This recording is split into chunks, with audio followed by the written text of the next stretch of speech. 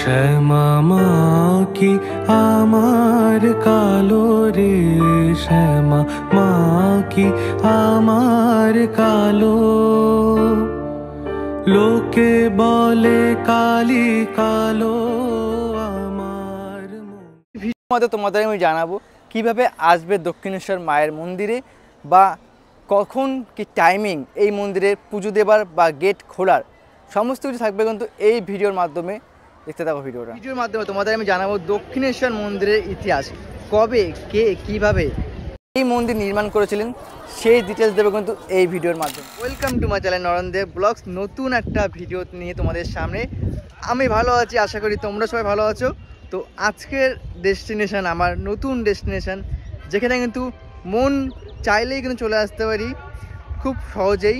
আমাদের কলকাতার বুকে হচ্ছে দক্ষিণেশ্বর মা কালীর মন্দিরে। আজকের ডেস্টিনেশন সেখানেই।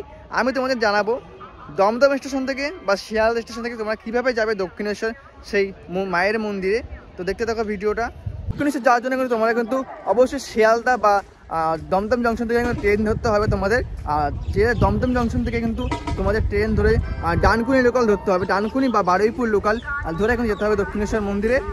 তোমরা অবশ্যই এটা মোবাইলে দেখে নেবে টাইম টেবিলটা, অ্যাডজাস্ট টাইম বলছি না।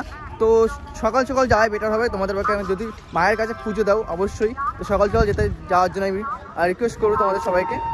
তো দক্ষিণেশ্বর যাওয়ার জন্য কিন্তু ম্যাক্সিমাম ট্রেন কিন্তু বারুইপুর লোকাল বা তোমার হচ্ছে ডানকুনি লোকাল কিন্তু দেয় হচ্ছে 1 নম্বর প্ল্যাটফর্ম বা 3 নম্বর প্ল্যাটফর্ম। তো আমি এখন আছি কিন্তু 4 নম্বর প্ল্যাটফর্ম।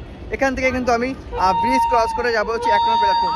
ম্যাক্সিমাম 1 নম্বরে দেয়, তো কখনো কখনো চেঞ্জ করে 3 নম্বরে দিতে ডানকুনি লোকাল। তো দেখতে থাকা ভিডিওটা, আশা করি ভালো লাগবে।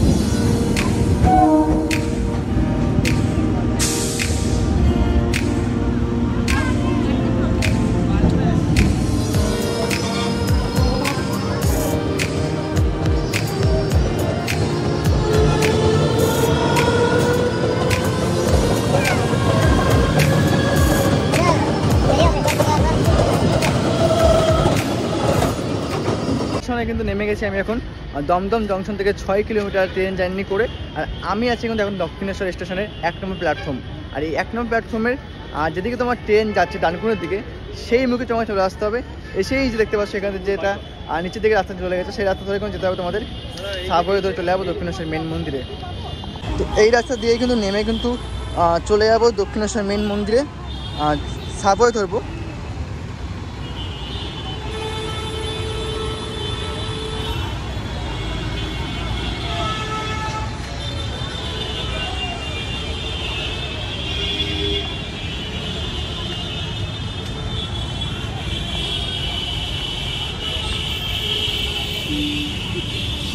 দেখতে পাচ্ছ মেন রোড, আর মেন রোড থেকেই লাগোয়া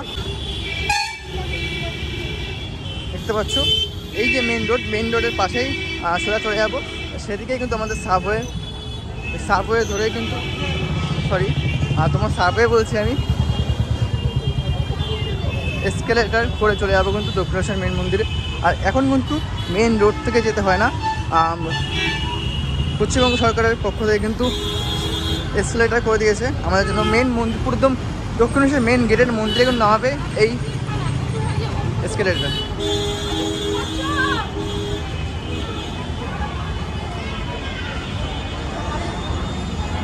এসকেলেটার করে কিন্তু আমি চলে যাবো হচ্ছে মেইন মন্দিরের দিকে।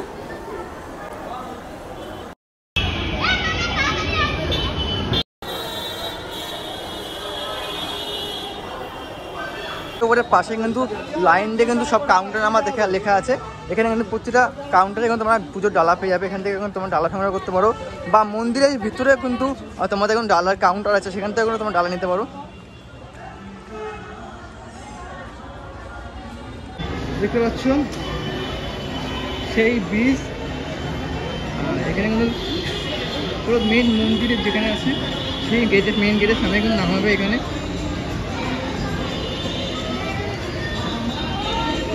কালো রূপে দিগম্বরী, কালো রূপে দিগম্বরী, হৃদি পদ্ম করে মোরালো রে শ্যামা, মা কি আমার কালো।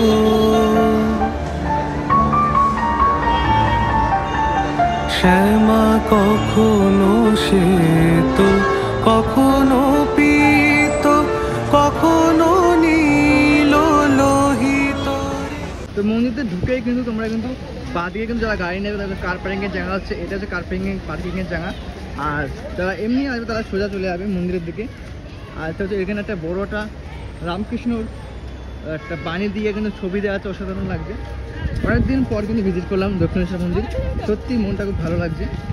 তো কলকাতার কিন্তু এই একটা জায়গা যেটা কিন্তু খুব সহজে খুব কম টাইমে চলে আসা যায়, আর মায়ের দর্শন পাওয়া যায়, মনটা পুরো ভরে ওঠে। তো আজকে ভিড় আছে একটু, শনিবারে আমি এসে ভিজিট করেছি। তো তোমাদের বলবো শনিবার রোববার বাদে যদি তোমরা ভিড়টাকে অ্যাভয়েড করতে চাও, অবশ্যই শনি রোববার বাদে আসো, তাহলে ভিড়টা তোমরা কম পাবে।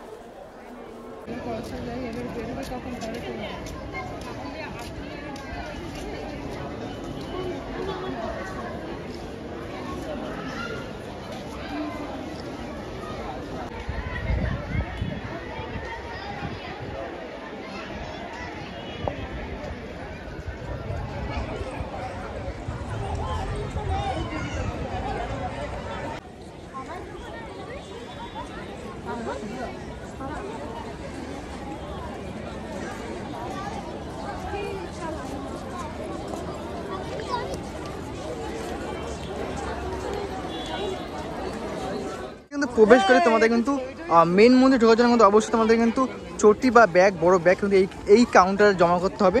কারণ মেন মন্দিরে কিন্তু জুতো বা মোবাইল অ্যালাউ করে না, বা ক্যামেরা অ্যালাউ করে না। তার জন্য এখানে জমা দিয়ে কিন্তু তোমাদের মেন মন্দিরে ঢুকতে হবে, যার জন্য মাথা পিছু 3 টাকা করে নেয় হচ্ছে রাখার জন্য। 1847 সালে ধনী পরিবারের জমিদারিনী রানী রাসমণি দেবী অন্নপূর্ণাকে পূজার মানুষে কিন্তু কাশীতে তীর্থযাত্রার আয়োজন করেছিলেন। 24টি নৌকা ও আত্মীয় স্বজনকে নিয়ে কিন্তু রওনা হচ্ছিলেন কাশীতে যাওয়ার জন্য। তখনই কিন্তু তিনি স্বপ্নে এসে দেবী কালীর স্বপ্নদেশ পান। দেবী তাকে বলেন, কাশীতে যাওয়ার প্রয়োজন নেই, গঙ্গা তীরে একটি নতুন মন্দির প্রতিষ্ঠা কর, সেই মন্দিরেই কিন্তু আবির্ভাব হয়ে তোর পুজো গ্রহণ করব। সেই স্বপ্নদেশ পাওয়ার পরে রানী কিন্তু অবিলম্বে কিন্তু গঙ্গা তীরে এটি জমি ক্রয় করেন, জমি নির্মাণ কাজ শুরু করেন 1847 সালে। এই মন্দিরের নির্মাণ কাজ শুরু হয়েছিল 1847 সালে ও শেষ হয়েছিল 1855 সালে, মানে 8 বছর টাইম লেগেছিল এই মন্দির তৈরি করার জন্য কিন্তু জমিটা 20 একর জমি কিনেছিলেন ইংরেজ জন হেস্টি নামে একজন ইংরেজের কাছ থেকে। তখনকার এই জমিটির নাম ছিল, যে নামে পরিচিত ছিল লোকমুখে, সেটার নাম ছিল সাহেবান বাগিচা, এই জমির নাম ছিল। 1855 সালে 31শে মে সেরানযাত্রার দিন মহা সমাবেশে কিন্তু মন্দিরটি প্রতিষ্ঠা করেন। পূর্বে মন্দিরের আদ্যরত্বকে মাতা ভবতারিণী রূপে কিন্তু পূজিত হয় এই মন্দিরে। 1855 সাল থেকে কিন্তু এই মন্দিরের পুরোহিত ছিলেন কিন্তু রামকৃষ্ণদেবের দাদা মানে রামকুমার দেব, তিনি কিন্তু এই মন্দিরে পুরোহিত ছিলেন। তিনি 2 বছর মতো পুরোহিত ছিলেন এই মন্দিরে। তারপরে তিনি দেহত্যাগ করার পরে তার ভাই মানে এখনকার রামকৃষ্ণ দেব তিনি কিন্তু এই মন্দিরের ভার পান। তখন থেকে কিন্তু এই মন্দিরে পূজিত হয়ে যাচ্ছে মা ভবতারিণী রূপে রামকৃষ্ণ হাত ধরেই। ওই সময় থেকে 1886 সাল পর্যন্ত কিন্তু প্রায় 30 বছর কিন্তু শ্রীরামকৃষ্ণ দেব কিন্তু এই মন্দিরে অবস্থান করেন। তার অবস্থানের কারণে কিন্তু পরবর্তীকালে এই মন্দির পরিণত হয় একটি তীর্থক্ষেত্রে। তো এই মন্দিরে কিন্তু মা ভবতারিণীকে কিন্তু শ্রীরামকৃষ্ণদেব কিন্তু তার মায়ের মতো করে খাইয়ে দিত, নিজের হাতে আদর করতো, শাসন করতো কিন্তু এই মন্দিরেই। 8 বছরে প্রায় 9 লক্ষ টাকা ব্যয় করে কিন্তু এই মন্দির নির্মাণ হয়েছিল। দক্ষিণেশ্বর কালীবাড়ি চত্বরে কালী মন্দির ছাড়া কিন্তু এখানে রয়েছে একাধিক শিব মন্দির, যা দ্বাদশ শিব মন্দির নামে পরিচিত। 8চালা শিব মন্দির এই মন্দিরের পাশে কিন্তু অবস্থিত রয়েছে। তো আজকের ভিডিও আমি এখানে শেষ করে, দেখা হচ্ছে পরবর্তী কোনো ভিডিওতে। অবশ্যই ভালো থাকবেন, সুস্থ থাকবেন, আর আমাকে এইভাবে সাপোর্ট করতে থাকবেন। যারা এখনও চ্যানেলটাকে সাবস্ক্রাইব করেন অবশ্যই চ্যানেলটা সাবস্ক্রাইব করে দাও, আর পাশে থাকা বেল আইকনে ক্লিক করে পাশে থাকো। সমস্ত ভিডিও সর্বপ্রথম পাওয়ার জন্য কিন্তু এখনই বেল আইকনে ক্লিক করে দাও।